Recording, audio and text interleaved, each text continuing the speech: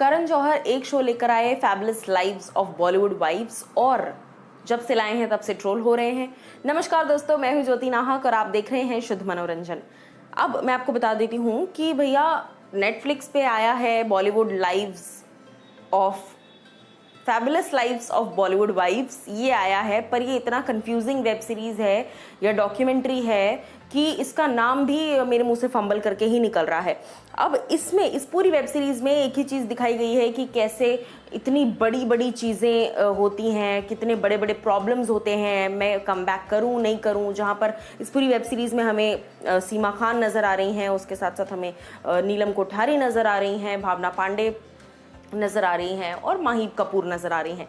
ये सारी चीज़ें किसने ऑर्गेनाइज की हैं? करण जौहर ने। और सुबह मैंने आपको बताया था कितना ट्रोल मिल रहा है, लेकिन अब करण जौहर को भी डायरेक्टली ट्रोल कर दिया है एक यूज़र ने, और जिस पर करण ने रिवर्ट बैक किया है अच्छे तरीके से। देख रहे हैं आप, धीरे धीरे जो है ये लोग सब अपने अपने जो शेल में दबे हुए थे या बंद थे, ये सब अपने शेल से बाहर आ रहे हैं। शेल से मेरा मतलब है कि जब सुशांत सिंह राजपूत का वो पूरा मुद्दा चल रहा था, किसी ने भी ना एक पोस्ट कोई कर रहा था सीबीआई के लिए या जस्टिस के लिए, ना कोई कुछ चीज़ मेंशन कर रहा था, ना जस्टिस के लिए कोई डिमांड कर रहा था। सबको सांप सूंघ गया था, सब अपने कुकून के अंदर बैठ गए थे। लेकिन अब जैसे जैसे ये चीज़ें धीरे धीरे पचती जा रही हैं, छटती जा रही हैं, ये बादल जो हैं ये ख़त्म हो रहे हैं, तो अब सब अपने अपने शेल से बाहर निकल रहे हैं, जोक शेयर कर रहे हैं, मीम शेयर कर रहे हैं, सब हो रहा है अभी।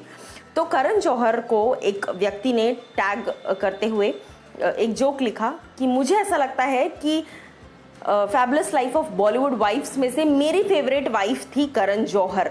जाहिर सी बात है कि ये एक जोक है, क्योंकि करण जौहर किसी की वाइफ नहीं हो सकती हैं। लेकिन इस जोक पर खुद करण जौहर ने रिस्पॉन्ड किया और वो लिखते हैं, okay, this really made me laugh, a troll with a sense of humour is so refreshing, thanks doc. यानी कि एक ऐसा ट्रोल जिसमें जोक भी है, वो देखकर मुझे बहुत रिफ्रेशिंग लगा, बहुत अच्छा लगा। कहीं ना कहीं करण जौहर लगातार अब सोशल मीडिया पर एक्टिव हैं। बीच में एक लंबे अरसे तक करण जो हैं वो डीएक्टिव हो चुके थे, कम से कम 2 से ढाई महीनों का उन्होंने ब्रेक लिया था। बीच में एक दिन नज़र आए थे जब नीतू जी का बर्थडे था, तब नज़र आए थे। और अब जब चीज़ें धीरे धीरे ये होने लग रही हैं ना, थोड़ी सी माहौल ठंडा पड़ रहा है, पर पढ़ने देना नहीं है ठंडा, वो बात अलग है, पर माहौल जब ठंडा पड़ रहा है तो सब अपने अपने प्रमोशंस कर रहे हैं, सब ये कर रहे हैं, वो कर रहे हैं, किसी को जस्टिस याद नहीं रहा है, सब अपने पर्सनल वेंडेटाज पूरे कर रहे हैं। तो करण जौहर के इस जवाब देने पर भी वो ट्रोल हो गए हैं। ट्रोल किया गया मजाक में, उस पर उन्होंने जवाब दिया, उस पर वो वापस ट्रोल हो रहे हैं कि आपको मजाक सूझ भी कैसे सकता है।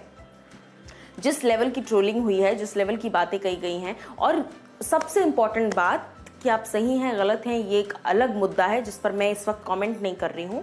पर ये जो वेब सीरीज जो आप देखेंगे तो आपको साफ समझ में आएगा कि ये web series as a justification, as a clarification बनाई गई है कि हमें नेपोटिज्म के लिए इतना कहा जाता है, लेकिन हमारी जो इनर सर्कल है, हम सब एक दूसरे के लिए स्ट्रॉन्ग खड़े रहेंगे।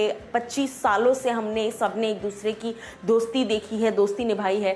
किसी के लिए खड़े रहने में और किसी का साथ देने में कोई बुराई नहीं है, लेकिन जो ऊपर सीढ़ी चढ़ रहे हैं उनको खींच कर नीचे उतारने में बुराई है। और ये फ़र्क बॉलीवुड को समझना ज़रूरी है। बट ये पूरी वेब सीरीज़ यही चीज़ दर्शाती हुई नजर आई, क्योंकि पूरी वेब सीरीज़ में कोई एज सच बड़ा मैसेज या बहुत वास्ट लेवल का एंटरटेनमेंट नहीं था। यही सेम चीज़ें हमने वीरे दी वेडिंग में देखी हैं, यही सेम चीज़ें आप नेटफ्लिक्स पर फिल्म है सेक्स एंड द सिटी वो देखेंगे, हॉलीवुड फिल्म है उसमें भी वही चीज़ें हैं, या फिर यही चीज़ें आपको 4 मोर शॉट्स और 4 मोर शॉट्स प्लीज़ में भी दिख जाएंगी। तो इसमें कोई नयापन नहीं था। बट ये क्यों बनाया, क्यों दिखाया ये, या आप जनता जो है उनसे सवाल पूछिए। क्या कुछ आपकी राय है इस पर, ज़रूर बताइए मुझे कमेंट सेक्शन में।